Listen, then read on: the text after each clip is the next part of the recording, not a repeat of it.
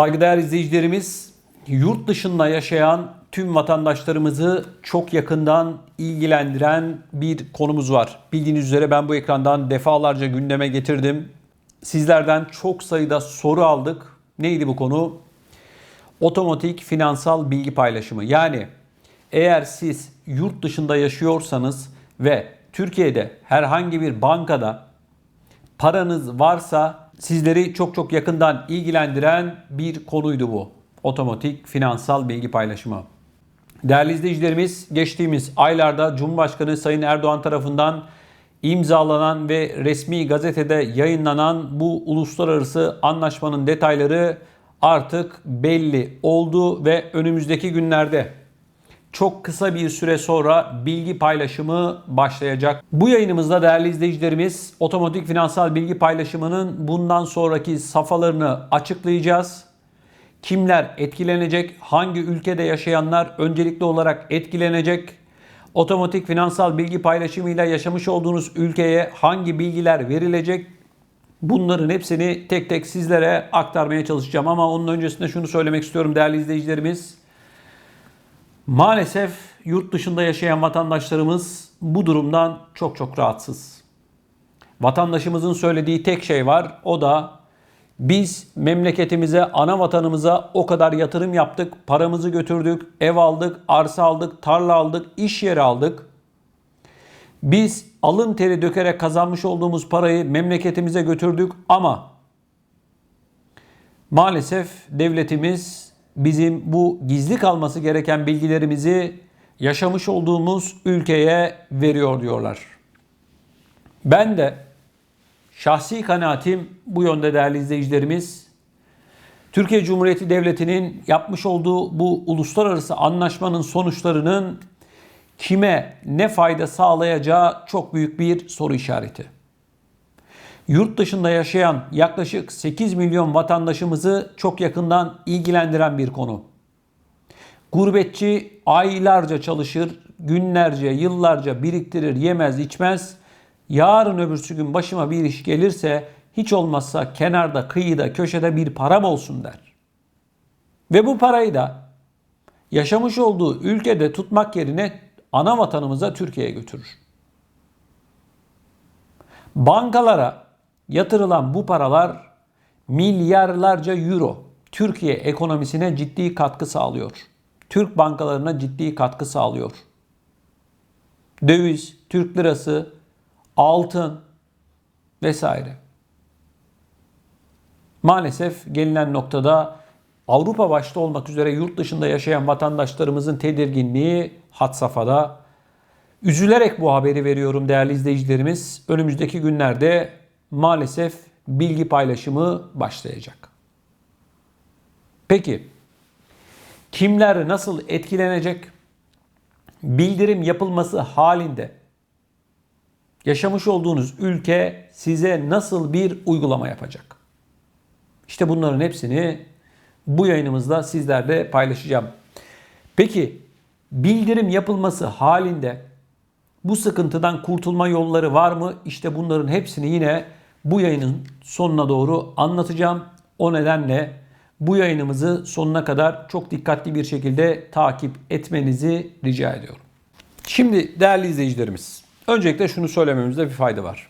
Türkiye 136 ülkeyle bir anlaşma imzaladı. OECD diyoruz. Yani Dünya Ekonomik İşbirliği Teşkilatı. Şimdi bu teşkilata üye olan devletler de birbirleriyle bu bilgi paylaşımını yapacaklar. Peki sadece Türkiye mi verecek? Hayır. Örneğin Türkiye Almanya'da yaşayan bir vatandaşının bilgisini Almanya'ya verdiğinde yine Almanya'daki ikameti bulunan yine Almanya'dan da karşılıklı olarak bilgileri alacak. Şimdi bu otomatik finansal bilgi paylaşımı neleri kapsıyor? Hangi bilgiler verilecek? Bakın. 1. Banka hesapları. Bankada faizli ya da faizsiz hiç önemli değil. Bir hesabınız varsa bu hesabınızda kaç para varsa bu bildirilecek. Saklama hesapları denilen hisse senetleri, hazine bonoları da bildirilecek. Ortaklık ve borç ilişkisi menfaati. Yani sizin Türkiye'de adınıza herhangi bir şirket varsa ve bu şirketin de herhangi bir banka hesabı varsa, siz ortak ya da sahip olarak Türkiye'de görünüyorsanız bu bilgiler de verilecek. Nakdi değer sigorta sözleşmeleri. Arkadaşlar, nakdi değer sigorta sözleşmeleri şunlar. Siz diyelim ki özel bir emeklilik sigortası yaptınız. Hani bu SGK'nın emekliliği değil. Özel sigortalar var biliyorsunuz Türkiye'de. Belirli bir miktar her ay ya da yılda bir para ödüyorsunuz. 10 yılın ya da 15 yılın, 20 yılın ardından size bir para veriyorlar. Buna da emeklilik diyorlar. Eğer böyle bir sigorta poliçeniz varsa Türkiye'de, bu da bildirilecek bilgiler arasında. Yine değerli izleyicilerimiz, burada bilinmesi gereken bir diğer önemli konu hangi bilgiler diyoruz ya? Adınız, soyadınız, adresiniz, yerleşik olduğu ülke ve kimlik numaranız, yani Türkiye Cumhuriyeti vatandaşlık numaranız bildirilecek. Doğum yeri ve tarihiniz, hesap numaranız, hesap bakiyeniz ya da değeri bildirilecek. Hesaba yıl içinde ödenen faiz bildirilecek. Yani şu kadar parası var, vadeli de diyelim, şu kadar faiz geliri elde etmiştir diye bilgi verilecek arkadaşlar. Bunun yanı sıra Türkiye'de evi, arabası, tarlası, yazlığı olan vatandaşlarımız da lütfen bu yayını sonuna kadar izlesinler. Onlarla ilgili de çok önemli bir bilgi vereceğim. Peki değerli izleyicilerimiz, çok sayıda soru var. Bu soruların başında da Türkiye neden böyle bir bilgi paylaşımına gidiyor? Söylenen şu arkadaşlar. Kara parayı engellemek için ülkeler birbirleri arasında böyle bir anlaşma yaptılar. Bu nedenle Türkiye bilgileri paylaşıyor deniliyor. Söyleneni aktardım size. Bir diğer önemli soru. Hangi ülkelerle bilgi paylaşımı yapılacak? Şimdi arkadaşlar, bugüne kadar Türkiye, Norveç ve Litvanya'ya bilgileri verdi. Norveç ve Litvanya'ya. Ama çok sayıda vatandaşımızın yaşamış olduğu ülkelerden Almanya, Fransa, Hollanda, Belçika, Avusturya, İngiltere gibi ülkelere şu ana kadar, bugüne kadar bilgi verilmedi. Ama verilecek. Yine değerli izleyicilerimiz, bir diğer önemli soru ne zamanı kapsayacak? Şimdi bakın, bu anlaşma değerli izleyicilerimiz normal şartlarda 2019'un bilgilerini 2020 yılında verilecekti. Ama pandemi girdi araya, 2019'un bilgileri verilmedi. Hal böyle olunca da şu dendi. Pandemi nedeniyle sistemleri çalıştıramıyoruz, bilgileri alamadık, biz size bilgi veremiyoruz dendi. Bu anlaşma örneğin 2021 yılının bilgileri 2022'de veriliyor. 2020'nin bilgileri de 2021'de verilecek. Yani içinde bulunduğumuz yıl içerisinde 2020'ye ait olan bilgiler verilecek arkadaşlar. Kısa bir süre sonra. Bir yıl sonradan geliyor. Yapılan anlaşmaya göre her yılın Eylül ayında bu bilgiler verilmek zorunda. Pandemi girmişti ama normalleşme süreci devam ettiği için artık bilgiler verilecek. Bir diğer önemli soru. Vatandaşın Türkiye'de parasının olup olmadığı nasıl tespit edilecek? Kimlerin bilgileri verilecek? Örneğin vatandaş Almanya'da yaşıyor, Fransa'da yaşıyor, Hollanda'da yaşıyor. Şimdi bakın, yapılan anlaşma gereği eğer sizin ikametgahınız Türkiye dışında başka bir ülkede ise sizin bilgileriniz yaşamış olduğunuz ülkeye verilecek. Anlamı şu, daha basitçe. Siz diyelim ki Almanya'da yaşıyorsunuz. Bir bankaya, Türkiye'deki bir bankaya paranızı yatırdınız. Faizli ya da faizsiz, vadeli, vadesiz hiç fark etmez. Açmış olduğunuz Bu hesaba da adres bilgileriniz ya da telefon numaralarınızı da yaşamış olduğunuz ülkenin adresini ya da telefon numaralarını verdiniz. Bu durumda banka bakıyor. Diyor ki diyor örneğin Ali Bey'in, Almanya'da yaşayan Ali Bey'in adresi Almanya görünüyor. Telefon numarası da +49'da başlıyor. O zaman diyor biz bu kişinin bilgilerini hazineye bildiriyor. Hazine Müsteşarlığına, Maliye Bakanlığı'nın içerisinde. Daha sonra Maliye Bakanlığı da yaşamış olduğunuz ülkenin Maliye Bakanlığı'na, Almanya'nın Maliye Bakanlığı'na bildirecek. Akış bu şekilde. Şimdi vatandaş soruyor, diyor ki benim Türkiye'de bulunan banka hesabımda Almanya ile ilgili adresim yok. Telefon numaram yok diyor. Bu durumda benim bilgilerim bildirilecek mi? Arkadaşlar, Türkiye'deki bankalarda eğer yurt dışı ile ilgili Almanya, Fransa, İtalya, yani yaşamış olduğunuz ülkeyle ilgili herhangi bir bilgi yoksa sizin bildiriminiz olmayacak. Yine vatandaş soruyor. Diyor ki, özellikle bu YouTube'da falan görüyorum ben. Birileri diyor ki gelin diyor Türkiye'ye, bize vekalet verin, danışmanlık ücreti ödeyin diyorlar. Biz sizin bu bilgilerinizi değiştirelim diyorlar. Sizin ikametgahınızı Türkiye'ye alalım diyorlar. Bakın, Türkiye'deki ikamet kanunu şunu diyor. Bir yılın içerisinde 6 aydan fazla eğer Türkiye'de kalıyorsanız siz ikametgahınızı Türkiye'ye alabilirsiniz diyor. Kanun bunu söylüyor. Bunun dışında hiçbir yöntem doğru değil arkadaşlar. Paranızı, ister avukat olsun, ister bilmem ne danışmanı olsun, paranızı sakın ola ki vermeyin. Bunların yapmış oldukları işler illegal işler. Yarın öbürsü gün başınız ağrır. Peki bir örnek vereyim. Konuyu çok dağıtmadan. Örneğin bir kişi Almanya'da yaşıyor.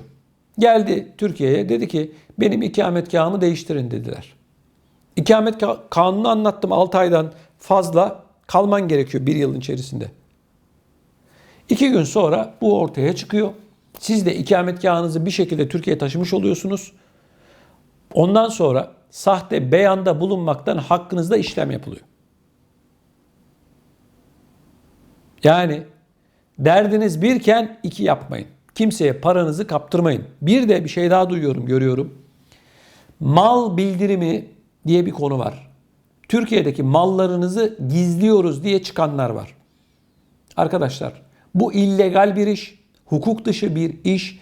Sakın ola ki paranızı kimselere kaptırmayın. Hiç kimse sizin Türkiye'deki mallarınızı saklayamaz. Kimden neyi saklayacak? Sizin üzerinize diyelim ki bir ev var, arsa var, tarla var. Zaten E-Devlet'e girdiğinizde bunların hepsi görünüyor. Yani nasıl saklayacaksınız? Sakın ola ki kimseye vekalet falan vermeyin arkadaşlar. Şimdi konuyu çok dağıtmadan, bankada eğer sizin yurt dışında yaşadığınıza dair bilgiler varsa sizin bildiriminiz yapılacak. Zaten içinde bulunduğumuz yılda 2020'nin bildirimi yapılacak. Bir yıl öncesinin. Bu yılın bildirimi de 2022'de yapılacak. O nedenle aman siz olun. Burada anlatılanlar dışında parayla o işi yapan, bu işi yapan falan, paranızı falan kimseye kaptırmayın. Bakın, anlattığımın dışında başka bir şey yok zaten. Geçmişe dair kimse bir şey yapamaz zaten.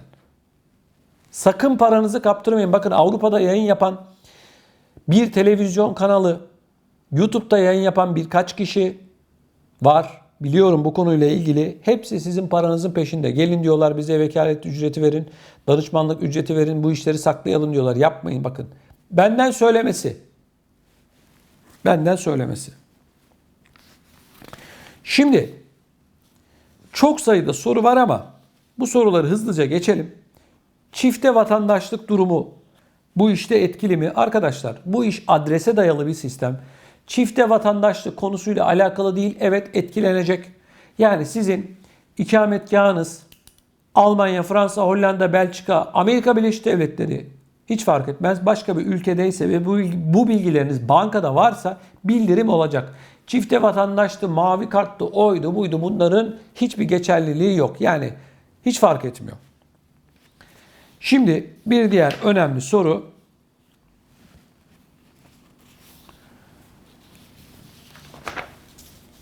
Çok sayıda soru var ama ben çok fazla başınızı ağrıtmak istemiyorum. O nedenle hızlı hızlı geçiyorum. Şimdi vatandaş soruyor. Diyor ki ortak hesabımız var diyor. Bu ortak hesap nasıl bildirilecek? Bakın bazı özellikle karı kocaların Türkiye'deki bankalarda ortak hesapları var. Bildirim şu şekilde olacak. Ali Bey ve Fatma Hanım. Denilecek ki Ali Bey'in bankada örneğin 100 bin eurosu var. Böyle bir bildirim olacak. Fatma Hanım için de aynı bildirim olacak. Denilecek ki Fatma Hanım'ın da bankada 100 bin eurosu var. Yani 50-50 ayrım olmayacak. Şimdi sosyal yardım alan vatandaşlarımızdan, Avrupa'da sosyal yardım alan vatandaşlardan çok sayıda soru var. Diyorlar ki ben sosyal yardım alıyorum. Bu sosyal yardım alanlarla ilgili bir şey mi? Arkadaşlar, yaşamış olduğunuz ülkede ister sosyal yardım alın, ister almayın. Önemli değil. Yani bu iş sosyal yardım alıp almamakla ilgili bir durum değil. Eğer Türkiye'de bankada paranız varsa ve başka bir ülkede ikametgahınız varsa bu bildirim olacak. Bu kadar. Hiç kafanızı karıştırmayın. Yine vatandaş diyor ki ben sosyal yardım alıyorum. Sosyal yardım almama rağmen Türkiye'deki parayı devlet bilmiyor yaşamış olduğum ülkede. Ne olacak? Bakın değerli izleyicilerimiz, sosyal yardım alın ya da almayın ama bilin şunu. Şimdi sizin bilgileriniz, örneğin Türkiye'de 100 bin euronuz var ya da 100 bin liranız var. Bildirim yapıldı. Bağlı bulunduğunuz vergi dairesinden size bir mektup gelecek. Şu tarihte görüşmeye bekliyoruz diye. Soracaklar. Diyecekler ki bu para ne? Siz diyeceksiniz ki örneğin mirastan kaldı. Ev sattım. O oldu, bu oldu. Bu para bu. Çünkü oradaki memur görecek. Diyecek ki bak diyecek senin 100 bin euron var. Bankada faiz alıyorsanız bak bu 100 bin euronun 8 bin eurosu faiz diyecek. Geriye kalıyor 92 bin euro. Bu para ne diye soracak size. Eğer siz sosyal yardım alıyorsanız sıkıntı var demektir. Şöyle ki çünkü memur diyecek ki kardeşim sen param olmadığını bana söylüyorsun ve sosyal yardım alıyorsun. Ama bak Türkiye'de param var diyecek. Nasıl bir cezai işlem uygulayacaklar bunu bilmiyoruz. Çünkü henüz bildirim yapılmadığı için uygulama metodu ne olacak bilmiyoruz. Ama vatandaş diyelim ki sosyal yardım almıyor. Bir parası var Türkiye'de örneğin onun da işte 150 bin lirası olsun ya da 150 bin eurosu olsun. Bu parayı bu vatandaşımız helal yoldan kazanmış yani vergisini ödemiş. Parayı biriktirmiş, Türkiye'ye bir şekilde götürmüş, yatırmış. Bu vatandaşımızın söyleyeceği şey şu. Hiç korkmayın bakın hiç. Yani sosyal yardım alsanız da korkmayın. Olan oldu zaten. Kimseye gidip paranızı falan kaptırmayın diye anlatıyorum bunları. Eğer vatandaş sosyal yardım almıyorsa, kardeşim bak ben çoluk çocuğumla beraber çalıştım. Karım çalıştı ya da ben çalıştım. Bak bu kadar yıldır biz buradayız. Bu paraların vergilerini ödedik. Maaşlarımızdan kazandığımız paradan arttırdığımız, yemeyip içmeyip arttırdığımız para. Bu kadar. Bunu söyleyeceksiniz. Bu kadar. Başka bir şey yok. Sosyal yardım alıyorsanız da kardeşim ben bu sosyal yardım alıyor muyum? Alıyorum. Sosyal yardım denilen şeyle para biriktirilir mi? Hayır. Ben sadece bu parayla geçindim. Bu para benim Türkiye'deki işte şuydu, buydu bir şekilde bir şey söylemen gerekiyor. Miras kaldı. Ya da şu oldu, bu oldu. Bunları söylerken hani arkadaşlar ben sizi yanıltmak için söylemiyorum. İlla ki soracak memur size diyecek ki bu para ne diyecek. Sosyal yardımı keser kesmez. Bunu bilemiyoruz. Ceza yazar yazmaz. Bunu bilemiyoruz. Çünkü uygulama yok da bildirim olmadığı için henüz ortada bir şey yok. Mesela Hollanda ile ilgili şöyle bir durum var. Hollanda hükümeti özellikle şikayet olması halinde sosyal yardım alanların Türkiye'deki mal varlıklarını illegal bir şekilde, hukuksuz bir şekilde bazı avukatlara para vererek yasa dışı bir şekilde öğreniyor. Bu avukatlar gidiyorlar tapu dairesinde bilgileri oradaki memurla bir şekilde halledip çıkartıyorlar. Ve diyorlar ki örneğin Ali'nin, Veli'nin Türkiye'de şu kadar evi, arsası, tarlası var. Değeri de bu kadardı. Bu kadar diye bildiriyorlar ve bu şekilde yargılanan ve ceza alan vatandaşlarımız var. Hollanda'da biliyorum, konuştum ben bunlarla. Bunu lütfen unutmayın. Şimdi vatandaş soruyor. Benim bankada kira gelirim var. Her ay Türkiye'de bir evim var ya da işte bir dükkanım var. Ona bir para yatıyor diyor. Bu detaylar bildirilecek mi? Arkadaşlar, sizin Türkiye'deki bir evinizin, arsanızın, tarlanızın olduğu bildirilmeyecek. Ne bildirilecek? Bankadaki para. Her ay bir para yatıyor. Sizin bu hesap hareketleriniz bildirilmeyecek. Yani her ay işte Ali yatırdı, Veli yatırdı, kira bedeli falan, bunlar bildirilmeyecek. 31 Aralık tarihinde, yani her yılın son günü bankada kaç paranız varsa bu bildirilecek. Örneğin diyecekler ki işte 100 bin lirası var. Bu 100 bin liranın 3 bin lirası, 5 bin lirası faiz geliri diye bildirim olacak. Türkiye'deki mal varlığınız, eviniz, arsanız, tarlanız, arabanız vesaire, bunların bildirimi olmayacak. Hesap detayı da olmayacak. Yani bu paranın ne olduğu, biliyorsunuz mesela kiracınız para yatırınca oraya yazar, açıklama bölümüne der ki kira bedeli der. Kira bedeli falan, bunlar yazmayacak arkadaşlar. Yani Türkiye'de eviniz, arsanız, tarlanız olduğunu bilmeyecekler. Sadece paranızın olduğunu bilecekler. Bunu sakın unutmayın değerli izleyicilerimiz. Şimdi saygıdeğer izleyicilerimiz, yine vatandaşımızın bize sorduğu soru şu. Bu işten kurtuluş var mı? Çözüm yolu var mı? Şimdi bakın, ben aslında anlatırken bunun şifresini verdim size. Ne dedim? 31 Aralık tarihinde bankada kaç paranız varsa bu bildirilecek. 31 Aralık'ta. Şimdi siz 31 Aralık'tan önce herhangi bir tarihte, 30 Aralık'ta, Kasım'da, işte ya da geriye doğru gittiğimizde Ekim'de, Eylül'de vesairede bankadaki paranızı çektiniz diyelim. Sıfırlandı. Hiç para yok. Sizin hakkınızda şöyle bir bildirim olacak. Ali Bey'in, işte Fatma Hanım'ın Türkiye'deki bankada 0 TL'si vardır diye bildirim olacak. Bu kadar. 0 TL. Parayı çektiniz. Bildirim 31 Aralık'ı kapsıyor. Bunu lütfen unutmayın. Bu anlatmış olduğum bölümü bir daha dinlemenizi tavsiye ederim. 31 Aralık'taki para bildirilecek. Bunu lütfen unutmayın. Şimdi vatandaş yine soruyor bana. Bizim Facebook hesabımızdan, özellikle Emekli TV'nin Facebook hesabını takip etmenizi rica ediyorum. Bu konuyla ilgili çok sayıda paylaşım yapıyorum o konuda. Facebook'ta. Bizi izleyen izleyicilerimizin Facebook'tan bu konuyla ilgili daha çok bilgi alması mümkün. Facebook'u mutlaka takip edin. Emekli TV Facebook. Emekli TV Facebook yazdığınızda ya da Facebook'a girip Emekli TV yazdığınızda görebilirsiniz. Diyelim ki vatandaş hesabını kapattı. Bildirim olacak mı? Şimdi bakın. Siz hesabı kapatmadan önce ne yapıyorsunuz? Paranızın hepsini çekiyorsunuz, değil mi? Sıfırlıyorsunuz. Şöyle bildirim olacak hesabını kapatanların. Ali Bey'in, işte Fatma Hanım'ın Türkiye'deki bankada 0 TL'si vardır diye. Yani bakiye 0 diye bildirim olacak. 31 Aralık'ta kaç para varsa bu bildirilecek. Bunu unutmuyoruz. 31 Aralık'tan önce paranızı çekerseniz şöyle bildirim olacak. 0 TL ya da euro, dolar neyse işte bildirim olacak. Yine çok sayıda soru alıyoruz. Türkiye'deki bankada kiralık kasam var diyor mesela. Arkadaşlar, kiralık kasaların içerisinde ne olduğunu sadece siz biliyorsunuz.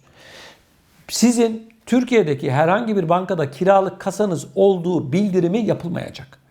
Kiralık kasalar bu işin dışında. Lütfen bunu unutmayın. Değerli izleyicilerimiz, ben formülü anlattım. Detayları da anlattım. Bu konuyla ilgili sorularınız varsa lütfen bu videonun altına yazın. Ben tüm soruları okuyup sizinle bunu cevaplarını paylaşacağım. Aynı zamanda Facebook'tan bizi Emekli TV takip edenlerin sorularını da Facebook üzerinden cevaplamaya çalışacağız. Arkadaşlar, sözün özü şu. Bu otomatik finansal bilgi paylaşımıyla ilgili artık vakit geldi. Anlattıklarımı lütfen akrabalarınıza, çevrenizde bulunan eşinize, dostunuza gönderin. Anlattıklarımın dışında başka bir şey yok. Paranızı sakın ola ki. Yok danışmandı, yok avukattı falan, bu iş için kimseye kaptırmayın. Sakın. Lütfen sorularınızı, görüşlerinizi videonun altında bulunan yorum bölümüne yazarak bizlere iletin. Ben hepsini tek tek okuyacağım ve cevaplayacağım. Bizleri dünyanın neresinde olursa olsun, her kim izliyorsa şunu söylüyorum. Artık otomatik finansal bilgi paylaşımı hayata geçiyor. Aman siz olun. Bu anlattıklarımı dikkatli bir şekilde bir kez daha dinlemenizi tavsiye ediyorum.